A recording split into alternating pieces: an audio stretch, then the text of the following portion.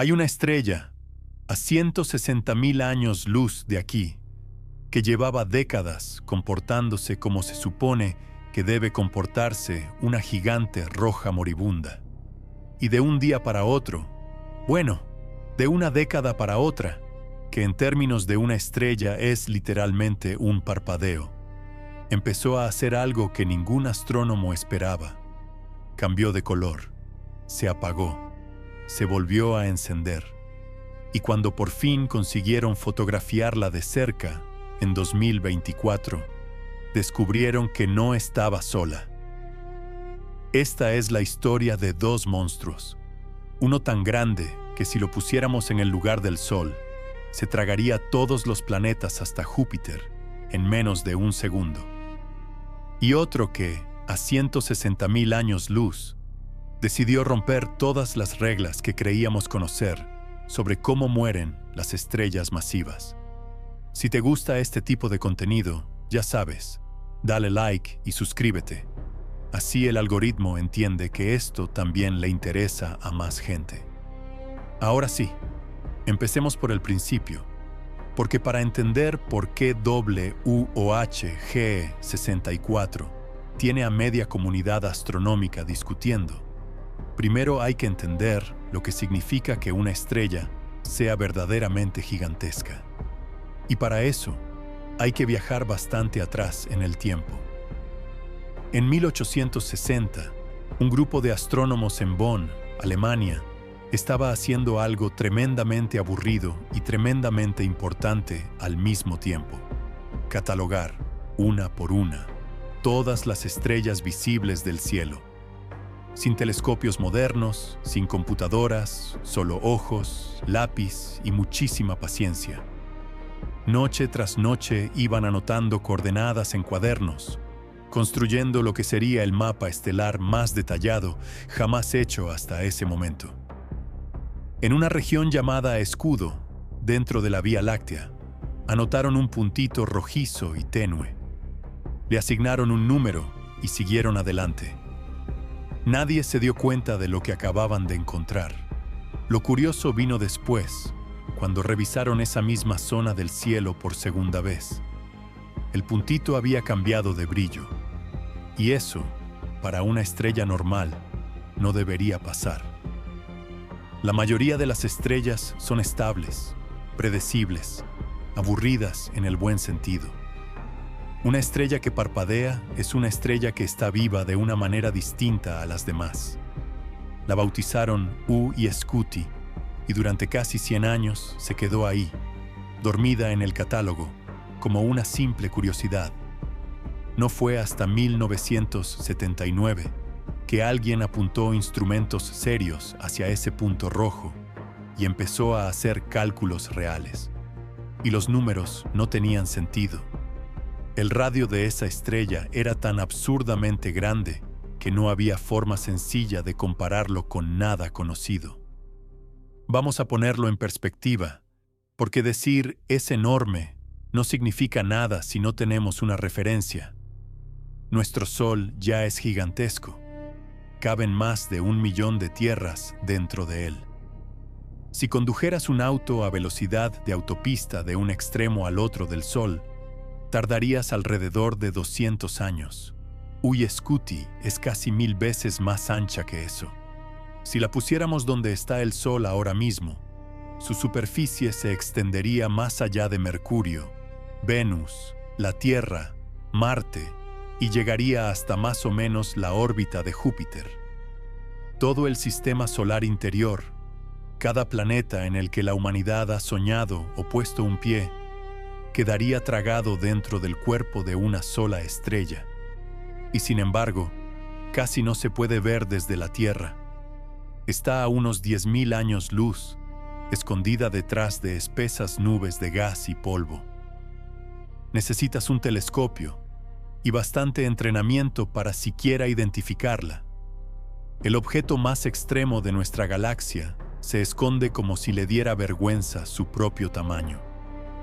Hoy en día, las estimaciones más recientes hablan de un radio de unos 900 radios solares, aunque mediciones anteriores llegaron a hablar de 1700. Esa diferencia no es un error de cálculo cualquiera. Revela algo fascinante sobre lo complicado que es medir algo así de grande, y ahora te explico por qué. Una estrella debería tener un borde, un punto exacto donde puedas decir, aquí termina la estrella y empieza el espacio. U-I Scuti no tiene eso. Sus capas externas se difuminan tan gradualmente que incluso los telescopios más avanzados tienen problemas para trazar una línea clara entre la estrella y el vacío que la rodea. No hay una superficie sólida de fuego. Hay una zona turbulenta de plasma y gas que simplemente se va desvaneciendo. Es parecido a intentar medir el borde exacto de un banco de niebla. No una nube de caricatura con contorno definido, sino la niebla real que se mete desde el mar y se va espesando poco a poco mientras caminas hacia ella. ¿En qué punto exacto empieza? No hay una respuesta correcta. Ese es justamente el problema con U-I Scuti, solo que la niebla en cuestión es más ancha que la distancia entre la Tierra y Júpiter. A esto hay que sumarle el polvo.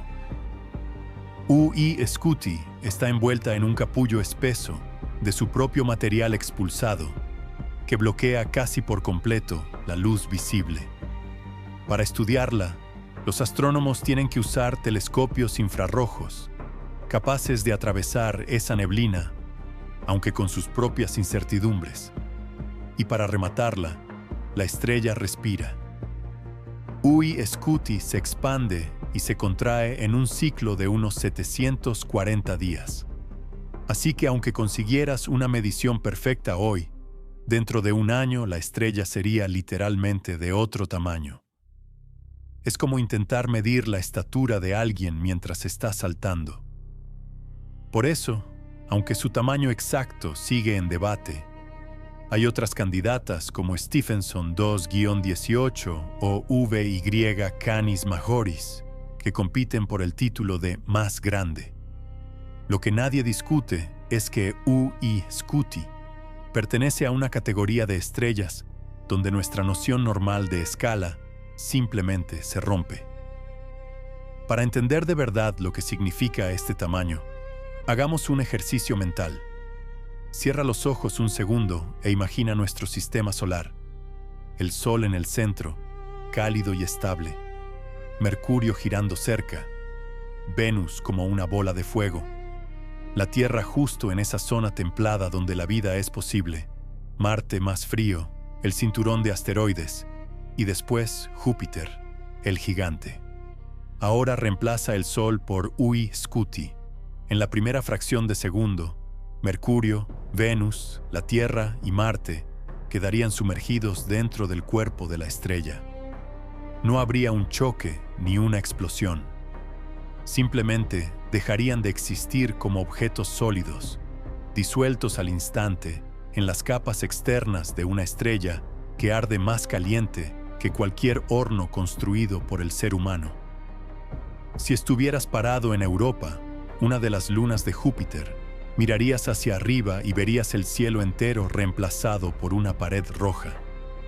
Sin horizonte, sin oscuridad, solo rojo en cada dirección. Saturno, algo más lejos, tampoco estaría a salvo. El calor que emite U-I Scuti es unas 300.000 veces más potente que el de nuestro Sol actual, suficiente para empezar a hervir sus capas de gas en cuestión de años. Y el viento estelar de la estrella, el gas y polvo que expulsa constantemente, llega todavía más lejos que su propia superficie. Se extiende hasta unas 400 veces la distancia entre la Tierra y el Sol. Eso ubica su influencia más allá de Plutón. Todas las sondas que hemos lanzado, todas, estarían operando dentro de la atmósfera exterior de esta única estrella. Vista desde unos cuantos años luz de distancia, no se vería como un apocalipsis dramático. U-I Scuti es en realidad más tenue en luz visible de lo que uno esperaría para algo tan grande, porque su temperatura superficial es baja. Brilla en rojo, no en un blanco cegador. Su tamaño compensa la temperatura baja en cuanto a energía total, pero visualmente sería más bien como un enorme farol rojo colgando en el cielo, mientras nuestro sistema solar entero queda reducido a cenizas por dentro. Ese color rojo no es casualidad. Cada estrella tiene un color, y ese color es en realidad una medición directa de temperatura. Las estrellas azules son las más calientes, las blancas, calientes. Las amarillas, como nuestro Sol, están en un punto intermedio, y las rojas, en especial las supergigantes rojas, son las más frías, lo que en el lenguaje de las estrellas significa las más viejas, las más agotadas, las más cerca del final. Nuestro Sol arde a unos 5.500 grados centígrados en su superficie. Ui-i. Scuti está apenas por encima de los 3.000. Puede sonar caliente para nosotros, pero para una estrella, 3.000 grados es frío.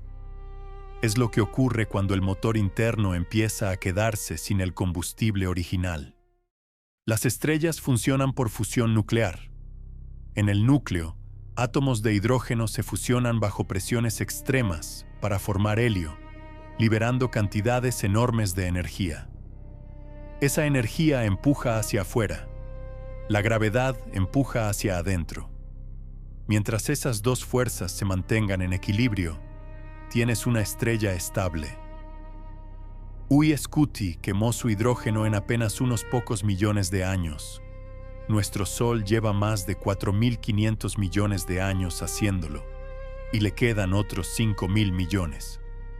Uy-Scuti nació más grande y quemó su combustible más rápido, como una fogata enorme que consume toda su leña en horas, mientras una fogata pequeña dura días enteros. Cuando el hidrógeno del núcleo se agotó, el equilibrio se rompió. La gravedad ganó brevemente. El núcleo se comprimió. Esa compresión generó calor, y ese calor encendió el helio sobrante. Las capas externas respondieron expandiéndose hacia afuera, muchísimo hacia afuera, y esa expansión enfrió la superficie, convirtiendo lo que antes era una estrella caliente en la gigante roja que vemos hoy. Nuestro Sol hará algo parecido en unos 5.000 millones de años. Se convertirá en una gigante roja lo bastante grande como para tragarse a la Tierra. Pero lo que a nuestro Sol le tomará miles de millones de años en cámara lenta, a Uy-Scuti le pasó a toda velocidad. Y mientras todo esto ocurre en su interior, por fuera la estrella no deja de moverse ni un segundo. Uy-Scuti late. Cada 740 días completa un ciclo de expansión y contracción. Sus capas externas empujan hacia afuera, se retraen y vuelven a empujar. Es el mismo tipo de física que hace vibrar la cuerda de una guitarra, solo que a una escala que cuesta procesar. En cada ciclo, su brillo cambia lo suficiente como para representar más o menos un cambio de 6 veces en la luz que emite. Este comportamiento la clasifica como lo que los astrónomos llaman una variable semirregular. El ritmo es real, pero no es perfectamente constante, como un baterista que mantiene el tiempo casi siempre, aunque de vez en cuando se le escapa un golpe. ¿Qué provoca esta pulsación? Las capas externas de Uy-Scuti están tan débilmente sujetas por la gravedad de la estrella que responden con muchísima facilidad a los cambios de presión que llegan desde abajo. Cuando la energía del núcleo empuja hacia esas capas, las expande. La presión baja, la gravedad las jala de vuelta, y el ciclo se repite con el siguiente pulso de energía. Cada vez que esto sucede, la estrella expulsa un poco más de gas y polvo al espacio. Es, literalmente, el latido que está desarmando a la estrella desde afuera hacia adentro, poco a poco. Y esa misma actividad es, en parte, lo que la mantiene oculta a nuestros ojos. Uy-Scuti, Brilla con la potencia de más de 300.000 soles. Y aún así, nunca la verías a simple vista ni con binoculares decentes. Se esconde detrás de una cortina hecha de sí misma, una nube densa de diminutas partículas de polvo, mucho más pequeñas que un grano de arena, formadas principalmente por silicatos. Ese polvo se originó del propio gas que la estrella lleva expulsando desde hace millones de años. Cuando ese gas caliente se aleja y se enfría, se condensa en partículas sólidas que forman una especie de cascarón opaco alrededor de toda la estrella. La luz visible que golpea ese cascarón no logra atravesarlo, se queda absorbida en el camino. Lo único que logra filtrarse es radiación infrarroja, una forma de calor que sí puede colarse entre el polvo. Por eso, para estudiar UV Scuti, hay que usar telescopios infrarrojos, instrumentos que ven calor en lugar de luz. Aquí hay algo curioso. Ese mismo polvo, al absorber la luz de la estrella, se calienta y vuelve a emitir esa energía en infrarrojo, generando una especie de segunda capa que difumina todavía más los límites reales del objeto. Es uno de los ciclos de retroalimentación más extremos de la astronomía. Cuanta más masa pierde la estrella, más polvo se forma. Cuanto más polvo se forma, más luz queda atrapada cerca de la estrella, y esa energía empuja más material hacia afuera. Los científicos que han estudiado esta envoltura de polvo encontraron capas superpuestas, como los anillos de un árbol, cada una marcando un periodo distinto de mayor o menor pérdida de masa en el pasado de la estrella. Mapeando esas capas con telescopios infrarrojos, se puede reconstruir, en cierta forma, la historia de cómo esta estrella se ha ido deshaciendo de sí misma durante cientos de miles de años. Y esa historia de pérdida de masa tiene un ritmo que vale la pena dimensionar. Nuestro Sol expulsa constantemente un flujo de partículas cargadas al espacio. Es lo que llamamos viento solar, responsable de las auroras boreales y de empujar las colas de los cometas. El viento solar de UV Scuti hace que el nuestro parezca una suave brisa antes de una tormenta. Cada año, UV Scuti pierde una cantidad de masa equivalente a unas 100 millonésimas partes de la masa total del Sol. Suena a poco, pero llevando esto millones de años de manera continua, representa una fracción enorme de su masa original. Se estima que esta estrella pudo haber nacido con una masa de entre 20 y 40 veces la del Sol, y hoy ronda apenas entre 7 y 10 masas solares. Toda esa masa perdida sigue flotando alrededor de la estrella, en una nube que se extiende 400 veces la distancia Tierra-Sol. ¿Qué provoca un viento tan poderoso? La respuesta corta es presión de radiación. UV Scuti produce luz a un ritmo tan extremo que los propios fotones empujan literalmente sobre el gas de sus capas externas. Multiplica ese empujoncito por billones de fotones, golpeando billones de partículas cada segundo, y el resultado es suficiente para levantar gas de la superficie y acelerarlo hacia afuera. A esto se suma que, al ser tan enorme, la gravedad en su superficie es relativamente débil comparada con una estrella compacta. El gas necesita menos energía para escapar. Radiación intensa empujando hacia afuera más gravedad débil, sujetando hacia adentro, es la combinación perfecta para una fuga de masa que en cualquier otra estrella sería catastrófica. Esta pérdida de masa, además, está decidiendo el destino final de la estrella. Cuánta masa le quede al momento en que su núcleo colapse determinará si termina en una supernova o si sigue un camino completamente distinto. Esa decisión se está tomando en la parte más extrema de la estrella, el núcleo. El centro de UV Scuti no es un solo fuego, es una serie de ellos, apilados como los anillos de un objetivo de tiro al blanco, cada uno quemando un combustible distinto a una temperatura distinta, alimentándose de las cenizas que deja la capa de arriba. Cuando una estrella masiva agota el hidrógeno de su núcleo, este se contrae, se calienta, y esa temperatura mayor enciende el helio, que se fusiona en carbono. Después se enciende el carbono, luego el oxígeno, después el neón, después el silicio. Cada combustible nuevo necesita una temperatura más alta para encenderse que el anterior, así que cada colapso calienta más el núcleo y dispara la siguiente etapa. Y aquí la cosa se pone realmente vertiginosa. La fase de hidrógeno duró millones de años. La de helio, solo para mantener el equilibrio contra la gravedad. Cuando termina la fase del silicio, el núcleo se llena de un elemento en particular, y ahí toda la secuencia se detiene en seco, porque las estrellas no pueden quemar hierro.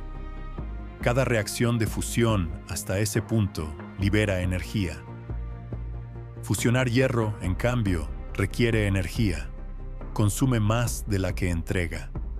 En el momento en que el núcleo se llena de hierro, el motor se apaga. No hay siguiente etapa.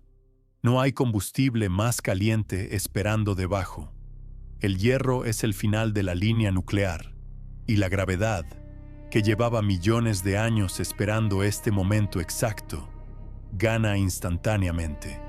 Un núcleo con una masa comparable a la del Sol, comprimido hasta el tamaño de la Tierra, colapsa, no lentamente, sino a velocidades de miles de kilómetros por segundo, hasta quedar reducido a una esfera de apenas unos 12 kilómetros de diámetro, más o menos el ancho de una ciudad mediana, en menos de un segundo. A esa densidad, los protones y los electrones se aplastan entre sí formando neutrones, empaquetados hombro con hombro sin espacio entre ellos. Una sola cucharadita de ese material pesaría aproximadamente 1.000 millones de toneladas. Cuando esa compresión llega a su límite, se detiene de golpe, y las capas exteriores que venían cayendo a toda velocidad rebotan contra ese núcleo rígido, generando, junto a una explosión de neutrinos que salen disparados del núcleo recién formado, una onda de choque que sale disparada hacia afuera. Ahí es donde ocurre uno de los eventos más violentos del universo conocido. La explosión de supernova, capaz de brillar durante días o semanas, más que una galaxia entera con miles de millones de estrellas. Los elementos forjados durante millones de años dentro de la estrella, carbono, oxígeno, calcio, hierro, quedan esparcidos por el espacio, listos para eventualmente formar parte de nuevas estrellas, nuevos planetas y quizás nueva vida. Antes de seguir, si este canal es nuevo para ti, este es justo el tipo de contenido que hacemos aquí. Temas de astronomía explicados con calma y sin apuros. Suscríbete y activa la campana si quieres que te avisemos cuando suba el próximo video, porque lo que viene ahora es todavía más extraño que lo que acabamos de ver. Pero no todas las estrellas masivas terminan así. Algunas simplemente desaparecen. Y cuando los astrónomos confirmaron esto, tuvieron que reescribir una parte de lo que creían saber sobre la muerte estelar. En 2009, en una galaxia a unos 22 millones de años luz, una estrella con unas 25 veces la masa del Sol empezó a brillar un poco más de lo normal. Los astrónomos esperaban lo de siempre, una supernova, un destello capaz de verse desde el otro lado del universo. Esperaron. El destello nunca llegó. En cambio, la estrella se fue apagando lentamente durante varios años, hasta desaparecer de los registros de todos los telescopios que la observaban. Cuando volvieron a mirar ese punto exacto del cielo, no había nada. Una estrella con 25 veces la masa del Sol había dejado de existir sin ninguna explosión visible, sin restos de gas, sin estrella de neutrones detectable. A esto se le llama supernova fallida, y hoy los científicos creen que ocurre con más frecuencia de lo que se pensaba. La explicación más aceptada es el colapso directo. En ciertas estrellas masivas, cuando el núcleo de hierro falla y la onda de choque empieza a moverse hacia afuera, algo sale mal. La onda se estanca, no recibe suficiente energía de la explosión de neutrinos para seguir avanzando y termina colapsando de nuevo hacia adentro. En vez de explotar, toda la estrella cae directamente sobre el agujero negro que se está formando. Se ve un breve destello mientras las capas externas se desprenden y después, silencio total.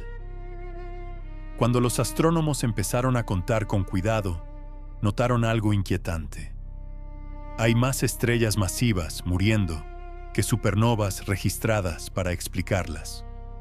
Entre un 10 y un 30% de las muertes de estrellas masivas, según algunas estimaciones, podría no producir ninguna explosión visible. Esto es justo lo que hace que el destino final de estrellas como U-Jetzt Scuti o OVOH-G64 sea tan incierto. Nadie puede asegurar todavía si terminarán con un estallido que ilumine el cielo o si simplemente se apagarán en silencio. Antes de llegar al protagonista principal de esta historia, vale la pena hacer una parada en una estrella que casi toda la humanidad conoce sin saberlo. Betelgeuse, ese punto rojo en el hombro de la constelación de Orión. A finales de 2019, Betelgeuse empezó a apagarse. No de golpe, pero sí de forma constante e inconfundible. Para febrero de 2020, había perdido más del 60% de su brillo habitual, cayendo de estar entre las 10 estrellas más brillantes del cielo nocturno a un puesto bastante más discreto. Los aficionados lo notaron primero, después los profesionales, y luego la noticia saltó a medios de todo el mundo, con la misma pregunta dando vueltas. ¿Está a punto de explotar? Betelgeuse es efectivamente una supergigante roja, del tipo que eventualmente termina en supernova, y está a unos 700 años luz, lo bastante lejos como para que su explosión no representara ningún peligro real para nosotros, pero lo bastante cerca como para que fuera visible incluso de día. Durante semanas, la posibilidad se sintió real, y entonces, tan misteriosamente como se había apagado, Betelgeuse empezó a recuperar su brillo. Para abril de 2020 ya estaba prácticamente normalizada. Lo que la investigación posterior reveló fue, en cierto modo, más fascinante que una supernova. La estrella se había arrancado un pedazo de sí misma y lo había lanzado al espacio. Una gigantesca celda de convección, una de esas burbujas de plasma caliente que suben desde el interior de la estrella hasta la superficie, explotó con tanta energía que expulsó una masa equivalente a varias veces la masa de nuestra luna. Ese material, al enfriarse, formó una nube de polvo que bloqueó buena parte de la luz de la estrella. No se estaba apagando porque estuviera muriendo. Se estaba escondiendo detrás de una máscara que ella misma había creado. Para dimensionarlo, fue un evento unas 400.000 millones de veces más masivo que una eyección solar típica de nuestro Sol. Betelgeuse sigue ahí, cambiada. Su ciclo de pulsación, que antes era de unos 400 días, pasó a ser de aproximadamente 200, señal de que el evento alteró su dinámica interna. Los científicos calculan que su explosión final podría ocurrir en algún momento dentro de los próximos 100.000 años, aunque poner una fecha más precisa sigue siendo imposible. Cuando la observamos con telescopios como el Very Large Telescope en Chile, su superficie no se parece en nada a la imagen suave y uniforme que tenemos del Sol. Se ve irregular, con manchas brillantes y oscuras que cambian de forma. Dominada por columnas de convección tan grandes que apenas caben un puñado de ellas en toda la superficie de la estrella, cada una del tamaño de la Tierra o más grande, en una olla del tamaño del sistema solar interior. No muy lejos de Betelgeuse, otras gigantes muestran comportamientos parecidos. Antares, a unos 550 años luz, con una compañera azul más pequeña orbitándola de cerca, sufrió una caída de brillo notable en 2025. Mussefei, conocida como la estrella granate por su color intenso, lleva más de un siglo siendo observada, perdiendo masa a un ritmo similar al de Ui Scuti. Y luego está Bae Canis Majoris, a unos 3.900 años luz, una hipergigante roja tan extrema como Ui Scuti en tamaño, pero muchísimo más violenta en su pérdida de masa. Expulsa unas 30 masas terrestres cada año. El Hubble ha fotografiado la nube irregular y asimétrica que ha construido a su alrededor. Un mapa de arcos, nudos y filamentos que registra distintas erupciones a lo largo de su historia. Cuando finalmente colapse, es probable que produzca una hipernova, un tipo de explosión todavía más energética que una supernova normal. Y llegamos a WUOH G64, la verdadera protagonista de este video, y la razón por la que este tema volvió a ponerse sobre la mesa en 2024, 2025 y ahora en 2026. WUOH G64 está a 160.000 años luz, en una pequeña galaxia satélite llamada la Gran Nube de Magallanes. Se conoce desde los años 70 como un objeto brillante, frío y envuelto en polvo, con una masa de unas 28 veces la del Sol y una luminosidad de alrededor de 300.000 soles. En su punto máximo como supergigante roja, se estimó un radio de más de 1.500 radios solares, lo suficiente como para que, puesta en nuestro sistema solar, su superficie llegara hasta algún punto entre las órbitas de Júpiter y Saturno. Durante décadas, todo lo que sabíamos de ella venía de datos borrosos, un simple punto de luz a esa distancia. Eso cambió en noviembre de 2024, y lo que mostró esa imagen fue inesperado. En lugar de una nube esférica y uniforme, apareció una estructura asimétrica, alargada, casi ovalada, como un capullo de gas y polvo envolviendo a la estrella de forma irregular. Vale la pena detenerse un segundo en esto. La luz que capturó esa imagen salió de WUOH G64 hace 160.000 años. Cuando ese viaje comenzó, nuestra especie apenas empezaba a aparecer en África. Ni escritura, ni ciudades, nada. Esa luz atravesó toda la historia humana, y más, para finalmente mostrarnos una estrella envuelta en algo extraño. Pero para entender bien esa imagen, hay que retroceder una década. La historia, en realidad, había empezado antes. En 2011, WUOH G64 comenzó a atenuarse gradualmente. Al principio nadie se alarmó. Es normal que este tipo de estrellas varíen en brillo siguiendo ciclos largos, así que se asumió que era simplemente un descenso normal dentro de su ritmo habitual. Pero el ciclo nunca volvió a subir. El patrón de pulsación, que había sido regular durante décadas de registros, se rompió en algo irregular, algo que ya no seguía ningún patrón conocido. Para 2016, el cambio era innegable. El espectro de luz de la estrella, esa especie de huella digital química que revela su composición y temperatura, había cambiado por completo. Las señales moleculares típicas de una estrella fría habían desaparecido, reemplazadas por líneas de emisión asociadas a gas caliente y energizado. La temperatura superficial había subido más de 1000 grados en, para los tiempos astronómicos, un instante.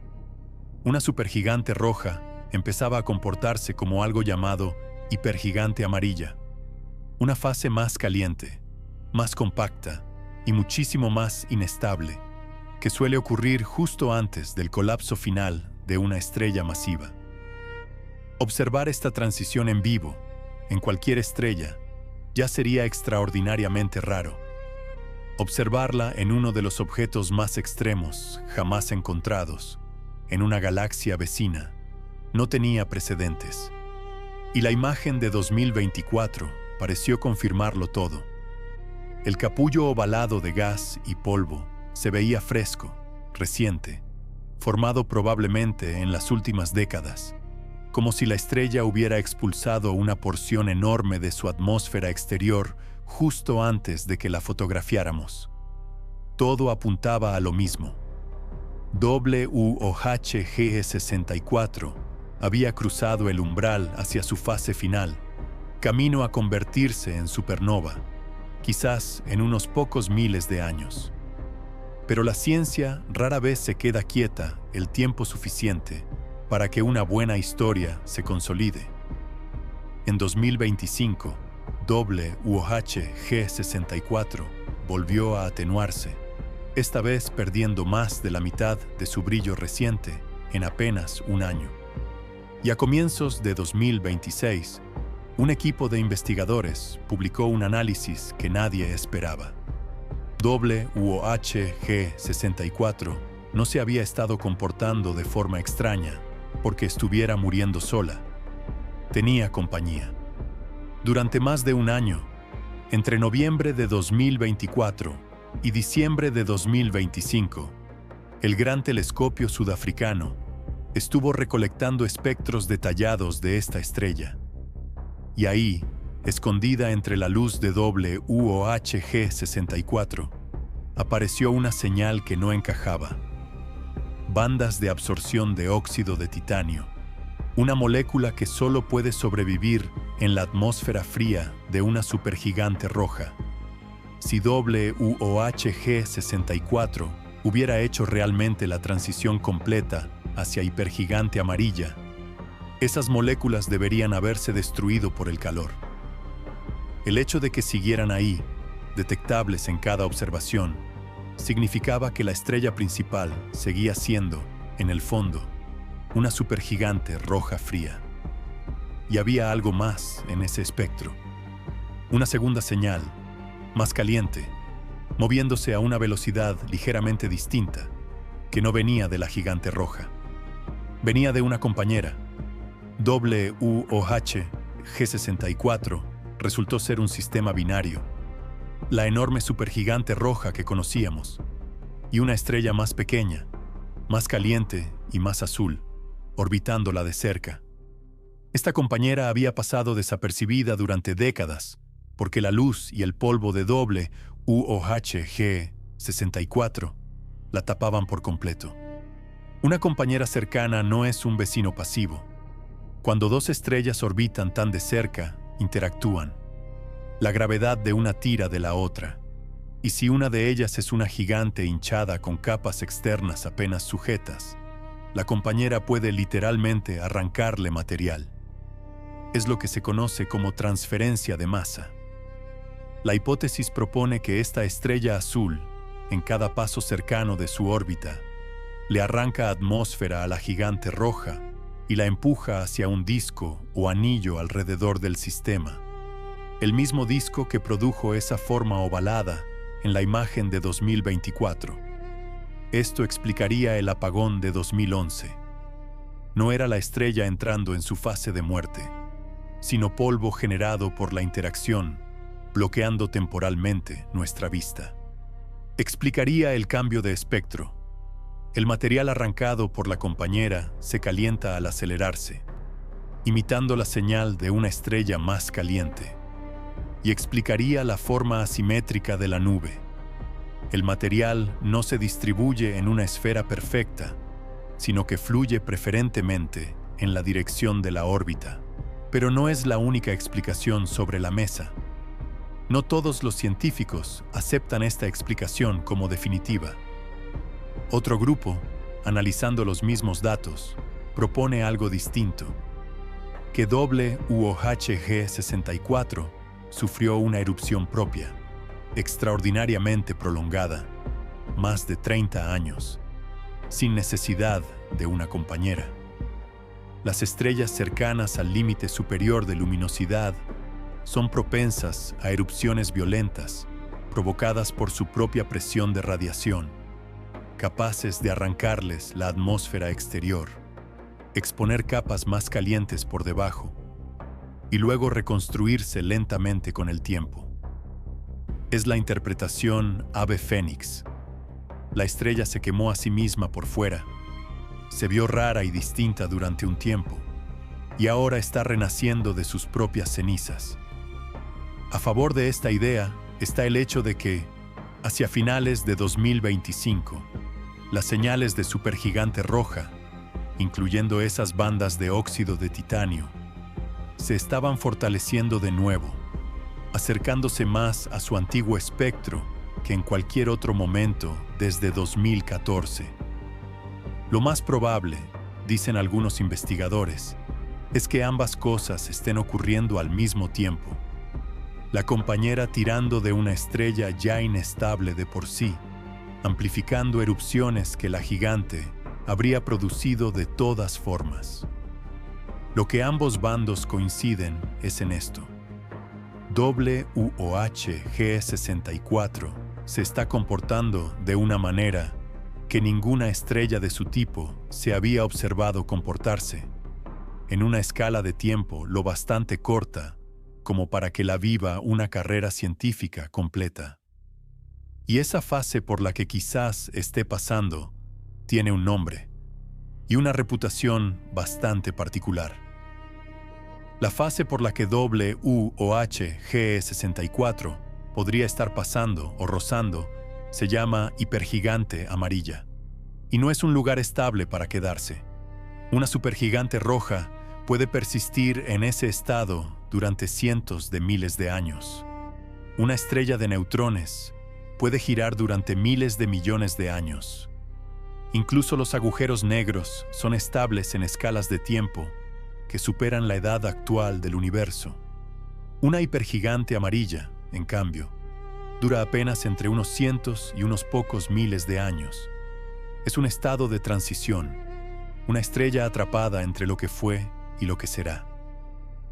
La razón de esta inestabilidad tiene un nombre técnico: el límite de Humphreys-Davidson, el brillo máximo que una estrella masiva y fría puede sostener antes de que la presión de radiación desde su interior sea tan fuerte que literalmente le arranque la atmósfera exterior. Las hipergigantes amarillas viven justo en ese límite, lo bastante calientes para que la presión sea extrema, lo bastante frías para que sus capas externas todavía no se hayan separado del todo. Solo tienen dos salidas: perder suficiente masa para pasar a una fase más caliente y compacta, o reconstruir suficiente atmósfera para volver temporalmente a ser una supergigante roja antes de repetir el ciclo. La hipergigante amarilla mejor conocida de nuestra propia galaxia es Rho Cassiopeiae, a unos 10.000 años luz, que ha sido vista expulsar enormes capas de material en erupciones periódicas. En una de ellas, documentada en el año 2000, expulsó en apenas unos meses suficiente material como para llenar una esfera más grande que todo nuestro sistema solar. Si WUOH-G 64 está atravesando algo parecido, lo está haciendo a una escala todavía mayor, simplemente porque empezó siendo un objeto más extremo. Todo esto conecta con un enigma más grande que lleva años incomodando a los astrónomos: el llamado problema de las supergigantes rojas. La teoría clásica dice que las estrellas nacidas con una masa de entre 8 y 30 veces la del Sol deberían convertirse en supergigantes rojas y, eventualmente, explotar como supernova. El problema apareció cuando los astrónomos empezaron a revisar archivos con fotografías de galaxias tomadas antes de que ocurrieran supernovas, buscando identificar la estrella progenitora. Si la teoría fuera correcta, deberían encontrar progenitoras de todo el rango de masas previsto, incluidas supergigantes rojas muy masivas. En cambio, encontraron un vacío. Las supergigantes rojas por encima de unas 17 o 18 masas solares casi no aparecen entre las progenitoras confirmadas de supernovas normales. Existen, las vemos, sabemos que mueren, pero sus muertes no se están manifestando de la forma esperada. Uy-Scuti, con sus 7 a 10 masas solares actuales, queda en el rango bajo de esta discusión. WOH-64, con sus 28 masas solares, cae justo en la zona donde el problema pega más fuerte.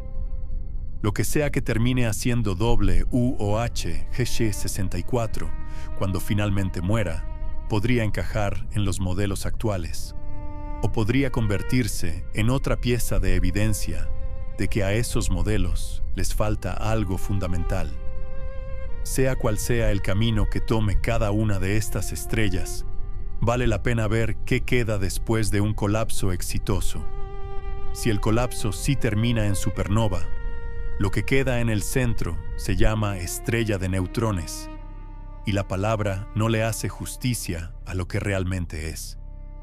Imagina comprimir toda la masa del Sol, cada partícula de ese plasma gigantesco, en una esfera de apenas 12 kilómetros de diámetro. A esa densidad, una cucharadita pesaría 1.000 millones de toneladas, y la gravedad en su superficie sería unas 200.000 millones de veces más fuerte que la de la Tierra.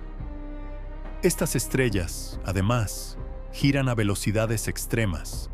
Algunas dan cientos de vueltas por segundo y emiten pulsos de radio tan precisos y regulares que cuando se descubrieron, se llegó a considerar brevemente que podían ser señales de una civilización extraterrestre. Hoy sabemos que son simplemente física llevada a su límite. Las conocemos como púlsares. Y los átomos que no terminaron formando parte de esa estrella de neutrones, la mayoría del material expulsado en la explosión, son quizás la parte más personal de toda esta historia. Cada átomo de hierro en tu cuerpo se forjó dentro de una estrella moribunda. El hierro que transporta el oxígeno en tu sangre, el calcio de tus huesos, el oxígeno que estás respirando ahora mismo. Todo eso se creó en el núcleo de estrellas como estas y se esparció por el espacio en explosiones que ocurrieron mucho antes de que existiera nuestro sistema solar. La frase "estamos hechos de polvo de estrellas" no es poesía. Es una descripción física literal del origen de cada átomo de tu cuerpo. Y cuando la muerte de una estrella masiva va en una dirección particular, produce el fenómeno más energético que conocemos, un estallido de rayos gamma, generado cuando el núcleo colapsa directamente en un agujero negro con suficiente rotación como para formar un disco de material a su alrededor, lanzando chorros de radiación gamma casi a la velocidad de la luz. En cuestión de segundos, uno de estos eventos puede liberar más energía que la que emitirá nuestro Sol en toda su vida de 10.000 millones de años. Si uno de estos chorros apuntara directamente a la Tierra desde relativamente cerca, podría destruir buena parte de nuestra capa de ozono. Por suerte, estos chorros son extremadamente angostos y la probabilidad de que alguno apunte exactamente hacia nosotros es prácticamente nula. Nada de esto habríamos podido verlo hace apenas unos años. Nada de esta historia reciente. La imagen de 2024, los espectros detallados de WOH-64, el descubrimiento de su compañera, habría sido posible sin una nueva generación de telescopios. El interferómetro del Very Large Telescope permitió por primera vez fotografiar de cerca una estrella fuera de nuestra galaxia. Y el telescopio espacial James Webb, con su sensibilidad infrarroja 100 veces mayor que la de generaciones anteriores, está revelando poblaciones enteras de estrellas masivas envueltas en polvo que antes eran prácticamente invisibles para la astronomía en luz visible. Cada nueva observación obliga a revisar, otra vez, los modelos que usamos para describir cómo mueren las estrellas más grandes que conocemos. Con todo esto en mente, volvamos a mirar el panorama completo. Cada una de estas estrellas es, en cierto sentido, un reloj, U y Scuti, pulsando cada 740 días, respirando, perdiendo masa lentamente hacia el espacio. Biham OHG 64, cambiando de color, apagándose y encendiéndose, mientras los astrónomos discuten si esconde una compañera o si está renaciendo de su propia erupción. Betelgeuse, recuperándose de su propio estallido, pero fundamentalmente inestable todavía. Beobaines y Canis Majoris, perdiendo 30 masas terrestres cada año, construyendo alrededor suyo un mapa de su propia historia violenta. Ninguna de estas cuentas regresivas es, en el fondo, una cuenta regresiva hacia algo malo. Es una cuenta regresiva hacia la transformación, hacia la liberación de todo lo que estas estrellas construyeron durante millones de años, lanzado al espacio para convertirse en la materia prima de lo que venga después. Lo que WUOH G64 está haciendo ahora mismo, mientras escuchas esto, es una de las cosas más valiosas que le pueden pasar a la astronomía. Un sistema estelar poniendo a prueba, en tiempo real, todos los modelos que tenemos sobre cómo terminan las estrellas más masivas.